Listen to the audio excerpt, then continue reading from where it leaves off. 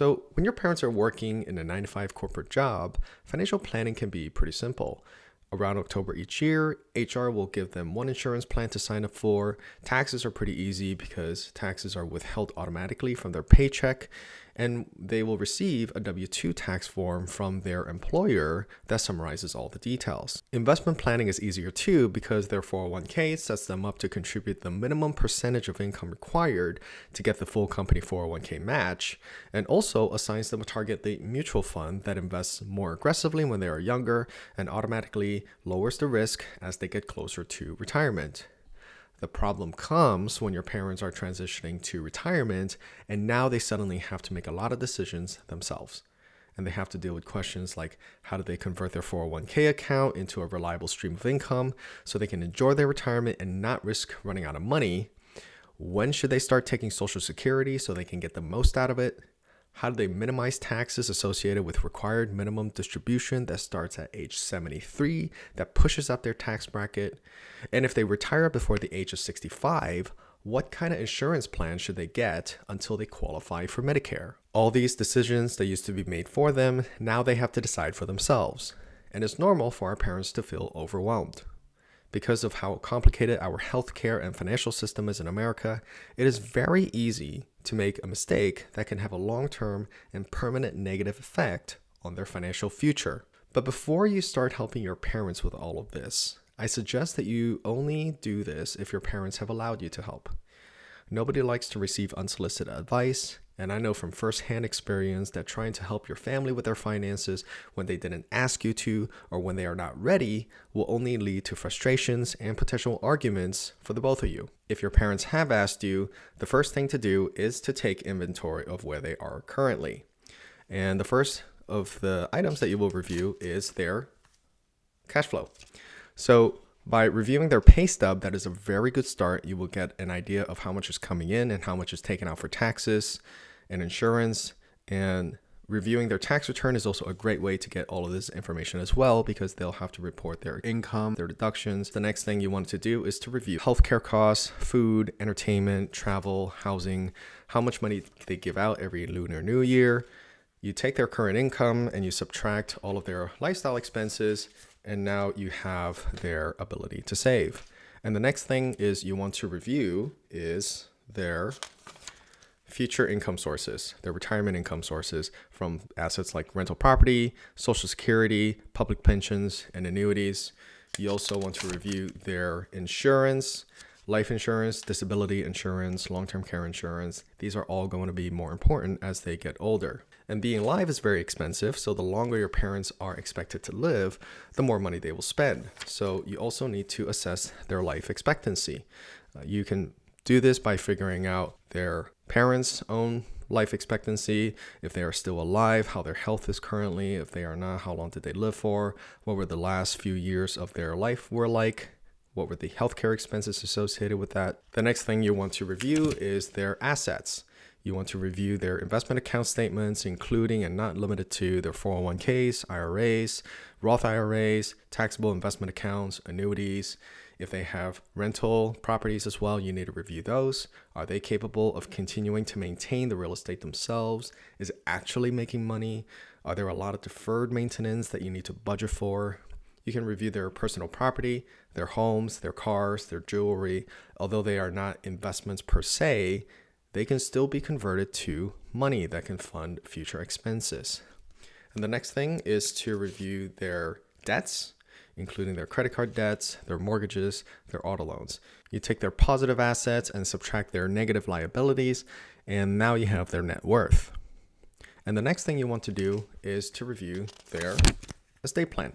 And this often is a critical piece that is missing from an Asian American household because Asians don't like to think or talk about death, believing it to be bad luck. An estate plan's main components are trust, will, financial power of attorney, healthcare power of attorney, and living will. And they serve three main purposes. Number one is to make sure that someone is assigned to make financial and healthcare decisions if your parents are unable to decide for themselves.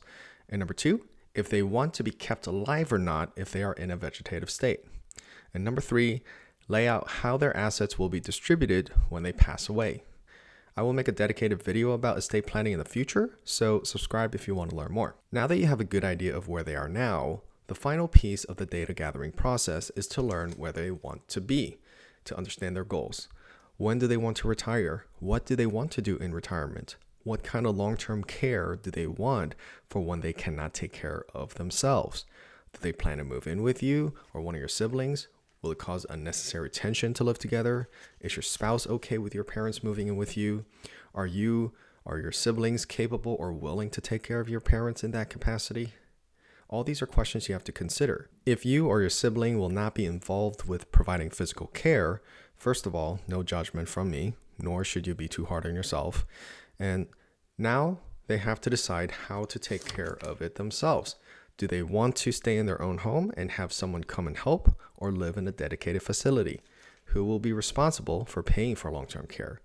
A lot of these are unknowable today because it depends on the level of care that they need in the future. But it is helpful to know what everyone's ability and willingness to help are ahead of time. Professional long-term care is very expensive, so something that can help is to review the average cost of long-term care in your local area with Genworth's website, which I am not affiliated with. The link will be in the description below. Now that you know where they are now and where they want to be financially, you are done with the data gathering process. And now you will analyze to see if their financial resources that they have today will be enough to support their future goals. So first, let's see if they have saved up enough money. Many financial educators like to use the 4% rule, where you take your parents' total savings, let's say $1 million, and multiply that by 4%. And that's $40,000 that they can spend each year in retirement. Now, I think it's too simplistic, and I prefer another method where you take your parents' total savings and divide it by their remaining life expectancy. So if there's $1 million in savings, they are 70 years old, and they are expected to live for 20 more years, then that will be $50,000 instead that they can spend in retirement each year. If that number isn't enough to support your parents' lifestyle after including Social Security and other pension sources, then they need to evaluate working longer to save more money and allow the investments to continue to grow, or reduce their lifestyle expenses. In my professional opinion, this formula is still too simplistic, but it is a good starting point that at least factors in their life expectancy. Next, you will want to see if their investments are too risky or too conservative, and you will need to figure out their stomach and ability to take risk, and also their need to take risk, and make sure that is somewhere in the middle. You can add up all of the money that your parents have in the stock market and other risky investments and see if your parents can stomach seeing those risky portion of the investment lose half its value. If not, then they might need to make a change. Next, you want to review their fees. Under the investment account statement, you can find the ticker symbol. You can type it into Morningstar to research the fees. And if they are in a fee-based investment account, you can see the fee as an expense line item on their quarterly investment statement. Next, you want to review their insurance. As people age, their need for life insurance and disability insurance tends to go down, and their need for long-term care insurance increases. But this rule of thumb doesn't apply to everybody. And the final piece of the analysis is to review their estate plan. If your parents haven't gotten one done, then it is best to hire an attorney to complete the full package. If they have it done, then make sure that all the people who are included in the estate plan to help your parents are still willing to take on and capable enough for the responsibilities. So with this process, you can understand where your parents are, where they want to be, and if they have the readiness to retire. Unless you are a financial professional, I recommend hiring someone to help with this data analysis part because there are way too many types of investments, insurance products, and fee structures out there to be able to quickly and accurately assess your parents' situation. Now that you're done with the analysis, now it's time to decide what to do. All of these financial planning issues all have fairly straightforward solutions that I'll dive into in future videos. In the end, money is just all math, and if stereotypes are true, then some of you watching may be better at this than the rest of America. So the rest of this video, I want to talk about the 4 challenges that you will face when helping your parents with money. With the first one being just the sheer number of things that you have to cover. Which one do you do first? How do you keep track of it all? How do you manage to do all this and still have the energy and the time to do your job and take care of your own family? How do you fill out all the different types of paperwork? And how do you deal with a financial company that still requires you to fax stuff? And number two, there's a lot of emotions surrounding money. Your parents may choose to keep their finances separate from each other, so you're really planning for two individual people. And your parents may not want to be a financial burden to you and your siblings and will then sacrifice their own lifestyle to pass down more money to you, even if you don't need it and you want them to live their best life. It's very difficult to keep both you and your parents' emotions in check when discussing this topic. Now, fortunately, you don't have to do this alone because you can hire professionals to help you get through all the work and be an objective and unemotional third party. But your number three challenge is that as an immigrant, it's more difficult for your parents to find an accountant, lawyer, or certified financial planner who understands them culturally and literally. And feeling understood is more important than you expect because many of the financial planning strategies require a great amount of trust and ongoing communication to execute properly. And second, they would need to divulge a lot of personal and private details that they may not be comfortable sharing in the first place. Now imagine them doing it with someone from a different cultural background and speaks in a language that's not their native tongue. The easiest way to find a fee-only CFP that speaks a specific language is through FAANetwork's Find an Advisor portal, because you can basically type in the search bar for a language or a country of origin and find what you're looking for. If that doesn't work, you can always go to the CFP board's website to search by language or just Google CFP that speaks X language.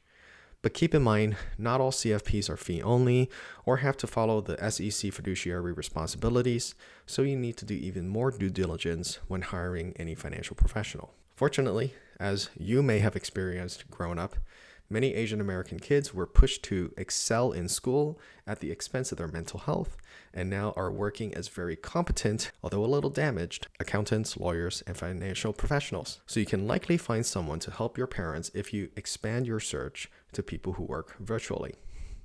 Unfortunately, even if your parents manage to find somebody that they like, who is good at their job, charges a fair industry standard rate, and happens to speak their language, the number 4 and the biggest challenge you will face is to convince your Asian immigrant parents to pay for these professional services. Because you gotta admit, many of our parents are too cheap for their own good. And I have 2 recommendations here. First, interview multiple professionals to exhaust your parents. Because realistically, most people have the energy and patience to interview about 3 to 4 people max before they get tired of the search and they just want to settle for someone who can get the job done. So if your parents recognize the need to hire for help but are stuck on the cost, encourage them to interview a few more companies and professionals. They will eventually come to realize that they will have to pay someone a fair price to get the help that they need. Second piece of advice. When you are on this journey with your parents to find the right professional to help your parents, remind them to be respectful. The 2 biggest common offenders are nitpicking about fees and talking to an Asian American professional like a child, both of which I have experienced. And as an Asian American working to serve the Asian community, I sometimes, and thankfully not all the time, experienced ageism, where an elder dismisses my recommendations, act like they know everything even though their past results indicate otherwise, and not respecting my time in general. Some of our parents' generations experienced this growing up themselves, and it can be a hard habit to break. And one time, I networked with a Chinese tax preparer who says she does not like to take on Chinese clients because they are always complaining about fees, which were cheap to begin with. And I agree with her. Why should she take on difficult clients when she has more than enough people who are grateful to get professional help at an affordable price? Both of these are very big turnoffs to someone who's good at their job. And you don't want to spend all this time talking to, example, lawyer A, B, and C, and then realizing lawyer A was the most qualified and affordable, and then find out that lawyer A won't take your parents on because they were disrespectful and complained excessively about fees. So if your parents need help now with their own retirement planning, message me through my company's website, coplanning.co, and learn how a monthly financial planning subscription can offer a cost-effective solution to your parents' retirement planning and investment management needs. And I can be especially valuable if your parents prefer to speak Mandarin or Cantonese. If you're not ready for that step yet, that's fine. Thank you for watching this video to the end, and I will be making future videos diving into different topics of financial planning to help your parents, so make sure to like and subscribe. And if you have a question, leave a comment down below and I will personally respond back. Thanks for watching. Jargin.